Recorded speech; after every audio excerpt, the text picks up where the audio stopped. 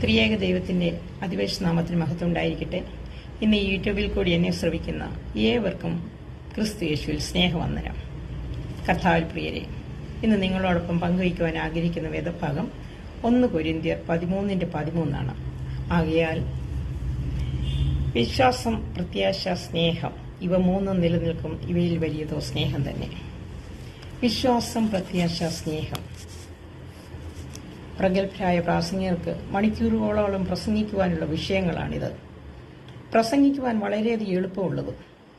അപ്പോൾ പ്രസംഗിക്കുവാൻ എളുപ്പം, എന്നാൽ പ്രവൃത്തി മണ്ഡലത്തിലേക്ക് കൊണ്ടുവരുവാൻ അഥവാ അവിടെ അനുദിന ജീവിതത്തിൽ പ്രാവർത്തികമാക്കുവാൻ വളരെ പ്രയാസമുള്ള 3 കാര്യങ്ങളാണ് ഇത്. അത് ഇന്നും നാം കണ്ടുവരുന്നു. വിശ്വാസം നാം പറയുന്നു ആശിക്കുന്നതിൻ്റെ ഉറപ്പും കാണാത്ത കാര്യങ്ങളുടെ നിശ്ചയമാണ്. നമ്മുടെ പിതാക്കന്മാർക്ക് അവർക്ക് അനുഗ്രഹം ലഭിച്ചതൊക്കെയും അവരുടെ ആഴമേറിയ വിശ്വാസം ഒന്നുകൊണ്ട് മാത്രമാണ്. നാമും വിശ്വസിക്കുന്ന ഈ പ്രപഞ്ചത്തിന്റെ സൃഷ്ടികർത്താവ് ദൈവമാണെന്നൊക്കെയും നാം വിശ്വസിക്കുന്നു. എന്നാൽ ദൈവം പറയുന്നതനുസരിച്ച് വിശ്വസിച്ചനുസരിക്കുവാൻ നാം തയ്യാറാണോ? അബ്രഹാമിനെ ദൈവം വിളിച്ചു വേർതിരിച്ചു. ദൈവം പോവാൻ കൽപ്പിച്ച ദേശത്തേക്ക് പുറപ്പെടുവാൻ അബ്രഹാം അനുസരണത്തോടെ ഒരുങ്ങി. അത് ദൈവത്തിൽ വിശ്വസിച്ചതുകൊണ്ടൊന്നു മാത്രമാണ്.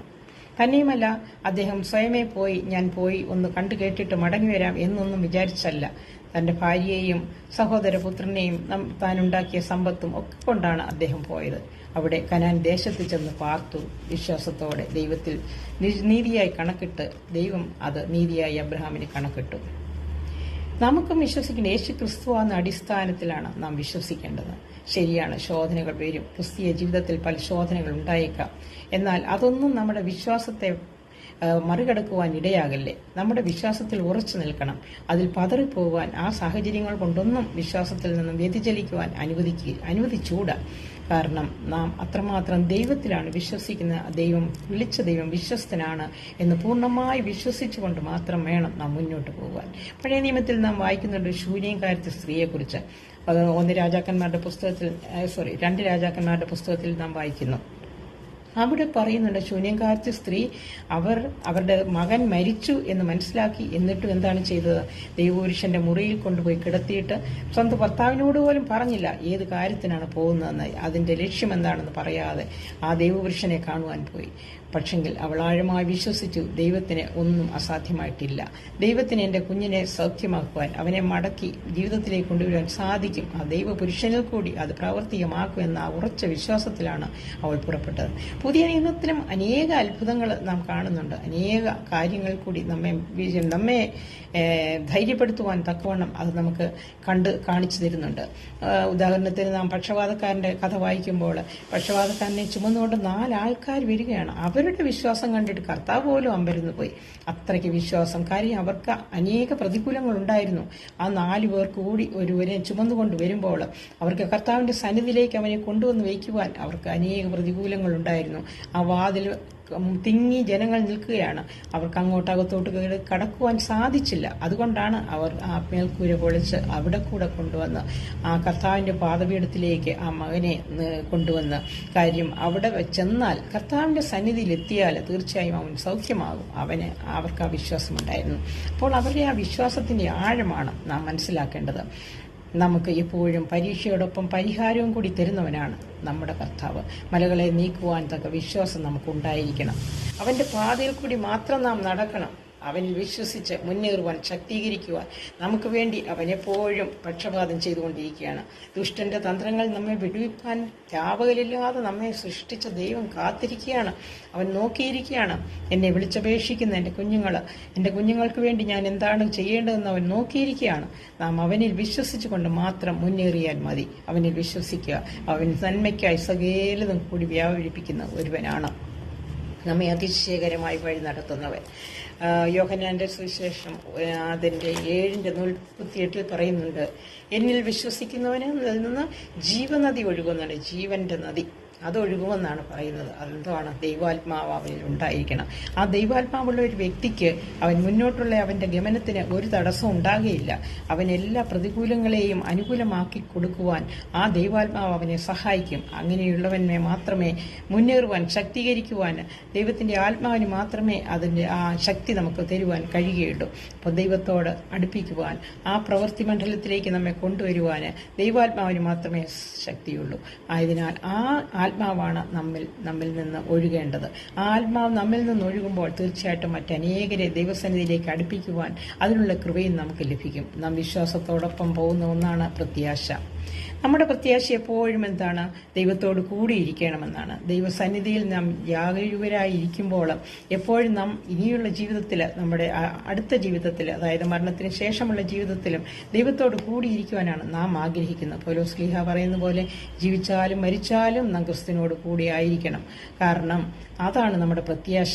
അതിനുവേണ്ടിയാണല്ലോ നാം ജീവിക്കുന്നത്. ഈ ലോകത്തിൽ ഭൗതികമായ ഒരു നേട്ടങ്ങൾ നേടിയതുകൊണ്ടോ അതുകൊണ്ടൊന്നും ഒരു കാര്യവുമില്ല. എന്നാൽ നമ്മുടെ ആത്മാവിനെ നഷ്ടപ്പെടുത്താതെ ദൈവസന്നിധിയിൽ ചെന്നെത്തുവാൻ അതാണ് നാം പ്രത്യാശയോടെ കാത്തിരിക്കേണ്ടത്. നമ്മുടെ പ്രത്യാശ എപ്പോഴും ദൈവത്തോട് കൂടിയിരിക്കണമെന്നാണ്.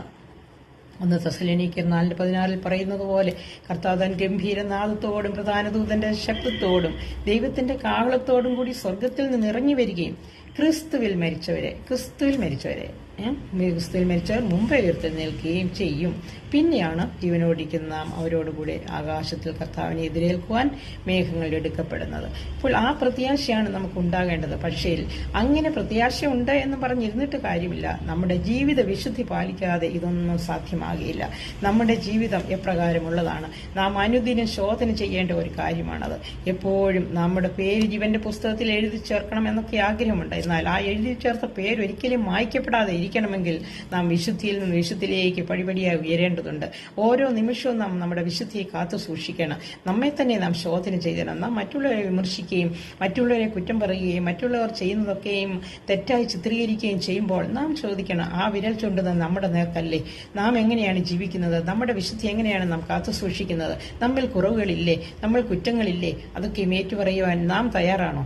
എങ്കിൽ മാത്രമേ മറ്റുള്ളവരെ ഉപദേശിക്കുവാൻ പോലും നമുക്ക് ഒരു കാര്യമുള്ളൂ. അല്ലാതെ അതിനുള്ള അധികാരമൊന്നും ദൈവം തന്നിട്ടില്ല. ആരെയും വിധിക്കരുതെന്നാണ് ദൈവം പറയുന്നത്. അപ്പോൾ നാം നമ്മെ തന്നെയാണ് വിധിച്ച്, നമ്മെ തന്നെയാണ് ശുദ്ധീകരിച്ച് വിശുദ്ധിയിലേക്ക് ഉയരേണ്ടത്. വിശുദ്ധിയിൽ ജീവിച്ചെങ്കിൽ മാത്രമേ ദൈവത്തോട് കൂടി എടുക്കപ്പെടുവാനുള്ള ആ കൃപ നമുക്ക് ലഭിക്കുകയുള്ളൂ. ദൈവത്തിന്റെ പരിപാലനം നമുക്കുണ്ടെങ്കിൽ നാം പാപത്തിൽ മുഴുകി ജീവിക്കുകയില്ല. ആ പരിപാലനം, അതാ ദൈവ സാന്നിധ്യം നമ്മുടെ കൂടെ ഉണ്ടായിരിക്കണം. എങ്കിലേ നാം പാപത്തെ വെറുത്ത് ദൈവത്തിന് വേണ്ടി ജീവിക്കാനുള്ള വാഞ്ച നമ്മളിൽ ഉളവാകുകയുള്ളൂ. നാം പുറമേ കാണിക്കുന്ന കുറെ കോലാഹലങ്ങളോ കുറെ പ്രവൃത്തികളോ ആചാര അനുഷ്ഠാനങ്ങളോ ഒന്നുകൊണ്ടും നമ്മെ വിശുദ്ധീകരിക്കുവാൻ സാധിക്കുകയില്ല.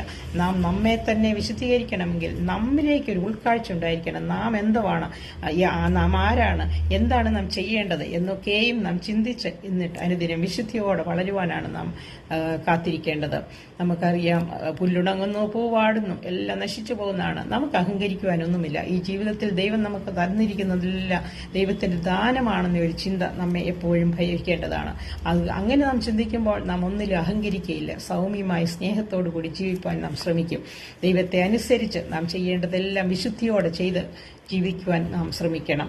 പൗലോസ് ശ്ലീഹ പറയും പോലെ ദൈവവേലയിൽ ശുഷ്കാന്തിയുള്ളവരായിരിക്കണം. അതാണ് നമ്മെക്കൊണ്ട് ദൈവം ആഗ്രഹിക്കുന്നത്. സമയത്തും അസമയത്തും പ്രസംഗിക്കുക, പ്രവർത്തിക്കുക. ദൈവ മഹത്വത്തിൽ നാം ചെയ്യുന്ന ഏതൊരു പ്രവൃത്തിയും തീർച്ചയായിട്ടും അതിന് മാനം ലഭിക്കും. ദൈവം അതിനെ മാനിക്കും. ദൈവം ഇനിയും പറയുന്നു, ദൈവം സ്നേഹമാണല്ലോ. ഈ കാര്യങ്ങളെല്ലാം ഉണ്ടെങ്കിൽ ഏറ്റവും വലുത് സ്നേഹമെന്നാണ് പറയുന്നത്. ദൈവം തന്നെ സ്നേഹമാണ്. അതുകൊണ്ടാണല്ലോ സ്വന്തം പുത്രനെ ഈ ലോകത്തിലേക്ക് അയച്ച് നമ്മെ രക്ഷിക്കുവാൻ, നമ്മെ വീണ്ടെടുക്കുവാൻ വേണ്ടി ആ സ്വന്തം പുത്രനെ ഈ ലോകത്തിലേക്ക് അയച്ചത്, നമ്മെ നിത്യജീവങ്കിലേക്ക് വഴി നടത്തുവാൻ. അതാണ് ദൈവം ആഗ്രഹിച്ചതും. കർത്താവ് നമ്മെ പഠിപ്പിച്ചു, ശത്രുക്കളെ സ്നേഹിക്കണം, നമ്മെ ഉപദ്രവിക്കുന്നവർക്ക് വേണ്ടി പ്രാർത്ഥിക്കണം. ഇതൊക്കെ നമുക്ക് ചെയ്യുവാൻ കഴിയുന്നുണ്ടോ? ശത്രു ആരെന്നോ മിത്രമാരെന്നോ തിരിച്ചറിയാൻ പോലും കഴിയാതെ ഒരുപോലെ കണക്കാക്കി എല്ലാവരെയും ദ്വേഷിക്കുന്ന ഒരു വിദ്വേഷത്തോട് കാണുന്ന ഒരു ലോകത്താണ് നാം ജീവിക്കുന്നത്. എന്നാൽ സ്നേഹമുണ്ടെങ്കിൽ ഇതൊക്കെ നമുക്ക് കീഴടക്കുവാൻ സാധിക്കും. ദൈവ സ്നേഹം നമ്മളിൽ വളരണം. നമ്മെ ഉപദ്രവിച്ചവർക്ക് വേണ്ടി നാം പ്രാർത്ഥിക്കണം. മറ്റനേകർക്ക് വേണ്ടി പ്രാർത്ഥിക്കുന്നതോടൊപ്പം നമുക്കെതിരായിട്ട് പറയുകയോ പ്രവർത്തിക്കുകയോ ഒക്കെ ചെയ്യുന്ന വ്യക്തി ജീവിതങ്ങളായിക്കോട്ടെ, ആരായിക്കോട്ടെ, അവർക്ക് വേണ്ടി നാം പ്രാർത്ഥിക്കണം. കാരണം അങ്ങനെ നാം പ്രാർത്ഥിക്കുമ്പോൾ, നാം ഹൃദയംഗമായി പ്രാർത്ഥിക്കുമ്പോൾ തീർച്ചയായിട്ടും ദൈവം അവരുടെ മനസ്സുകൾക്ക് രൂപാന്തരം കൊടുക്കുകയും അവരെ നേരായ മാർഗത്തിലേക്ക് നയിക്കുവാനും ഒക്കെയും ഇടയാകും. കാരണം നമ്മുടെ പ്രവൃത്തിയിൽ കൂടിയാണ് ഇതൊക്കെയും സാധിപ്പിച്ചുകൊണ്ട് കാണിക്കേണ്ടത്. നമ്മുടെ പ്രവൃത്തിയുമൊക്കെയും സ്നേഹത്തിലായിരിക്കണം. ആത്മാവിന്റെ വരങ്ങൾ പ്രാപിച്ച് ആത്മാവിന്റെ ഫലങ്ങൾ നമ്മിൽ നിന്ന് പുറപ്പെടുവിക്കണം. പരിശുദ്ധാത്മാവിന്റെ ഫലങ്ങൾ പുറപ്പെടുവിച്ചെങ്കിൽ മാത്രമേ ഒരു വ്യക്തിക്ക് നിത്യജീവനിലേക്ക് കയറുവാൻ സാധിക്കുകയുള്ളൂ. 1 കൊരിന്ത്യർ 13 അധ്യായം മുഴുവൻ പ്രകീർത്തിക്കുന്നത് സ്നേഹത്തിന്റെ ഗുണഗണങ്ങളെക്കുറിച്ചാണ്. നമ്മുടെ സ്നേഹം നമ്മുടെ വാക്കിലും സംസാരത്തിലും മാത്രം ഒതുങ്ങി നിൽക്കുന്നതായിരിക്കരുത്. നമ്മുടെ പ്രവൃത്തിയിൽ അത് പൂർണ്ണമായും പ്രകടിപ്പിക്കണം. നാം മറ്റുള്ളവർക്ക് വേണ്ടി പ്രവർത്തിക്കുമ്പോൾ അത് വളരെ സ്നേഹത്തോടു കൂടിയ പ്രവർത്തനങ്ങളായിരിക്കണം കാഴ്ചവെക്കുന്നത്. എല്ലാം പ്രത്യാശിക്കുന്നു, എല്ലാം സ്നേഹിക്കുന്നു, എല്ലാം പൊറുക്കുന്നു, എല്ലാം ക്ഷമിക്കുന്നു. സ്നേഹത്തിന് വളരെ ഗുണങ്ങളാണ്. ഇതൊക്കെയും സ്നേഹം ഒരു നാൾ ഉതിർന്നു പോകുകയില്ല. സ്നേഹമുണ്ടെങ്കിൽ നമുക്ക് സകലവും നേടുവാൻ കഴിയും. ആകയാൽ വിശ്വാസവും സ്നേഹവും എന്ന കവചവും ശിരസ്ത്രമായി രക്ഷയുടെ പ്രത്യാശയും ധരിച്ചും കൊണ്ട് സുബോധത്തോടെ പകലിനുള്ളവരായി ജീവിക്കുക എന്നാണ് തെസ്സലോനിക്ക ലേഖനത്തിൽ നാം വായിക്കുന്നത്. കർത്താവ് വരാൻ സമയമായി. എപ്പോഴെന്ന് നമുക്ക് ആർക്കും പറയുവാൻ കഴിയുകയില്ല, ആർക്കും അതറിയില്ല. എപ്പോഴും ഒരുങ്ങിയിരിക്കുക, സമയത്തും അസമയത്തും എപ്പോഴും ഒരുങ്ങിയിരിക്കുക. അത് മാത്രമേ നമുക്ക് ചെയ്യുവാൻ കഴിയുകയുള്ളൂ. അങ്ങനെ ഒരുങ്ങിയിരിക്കണമെങ്കിൽ നാം നമ്മെ തന്നെ ഒന്ന് വിശുദ്ധിയിലേക്ക് നയിച്ച്, വിശുദ്ധിയിൽ നിന്ന് വിശുദ്ധിയിലേക്ക് നയിച്ച്, എപ്പോഴും ദൈവത്തിൽ പ്രത്യാശ വെച്ച്, ദൈവത്തിന്റെ ആ വാക്കുകളൊക്കെയും കേട്ടനുസരിച്ച്, ആ കൽപ്പനകളൊക്കെയും അനുസരിച്ച് ദൈവാത്മാവ് പ്രേരിപ്പിക്കുന്ന രീതിയിൽ മാത്രം മുന്നോട്ട് പോവുക. ദൈവകൃപ നമ്മളിലേക്ക് വ്യാപരിക്കട്ടെ. ഈ വചനത്താൽ ദൈവം നമ്മെ ഏവരെയും അനുഗ്രഹിക്കട്ടെ. പരിശുദ്ധാത്മാവിന്റെ കൃപ ഓരോരുത്തരും അമിതമായി ചൊരിയട്ടെ എന്ന് പ്രാർത്ഥിക്കുന്നു, ആശംസിക്കുന്നു. ആമേൻ.